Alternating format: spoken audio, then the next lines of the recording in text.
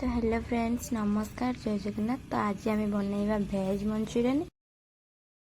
तो से लगी आम नहीं कि बंधा कोबी। तो आम कटर साहाय्य काटी पारिबा आपण मन पाखर जदि भी छुरी अच्छी तो छुरी साहाय्य भी भल भाव काटी पारिबे एमती साइज रे।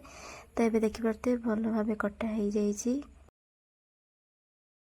तो ये स्वाद अनुसार लुण देबा।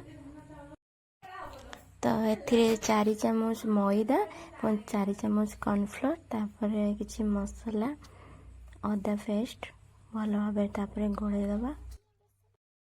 तो गड़ी सारा पर देखिए तो कलर चेंज हो। तो आम जो गरम तेल रखी था से गोल साइज कर बॉल टाइप रे एटा साइज रे पकेगा। तो देखिए प्रायतः हो जाइए। तो ये आम अल्प किसी पियाज टमाटो धनिया पत्र कंचा लंका रसुण काटिक रखी। तो ये गरम तेल पकईदे। तो किसी समय गोलैबा पर कलर चेंज आसीज। तो जिते अधिक समय गोलैबा टे भल टेस्ट हम। तो ये किसी मसला पकईना से तो अदा रसुण पेस्ट धनिया पत्र पकईना। तो अल्प किसी कॉर्नफ्लोर को पानी दे गोलैकिना से मसला देह पकईदे। तो जहाँफल कि टेस्ट अधिका हम।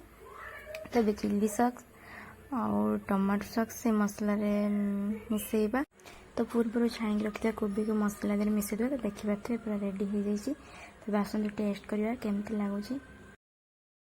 तो वीडियोटी भल लगे लाइक शेयर कमेंट करने को जमा भी भूलिए नहीं।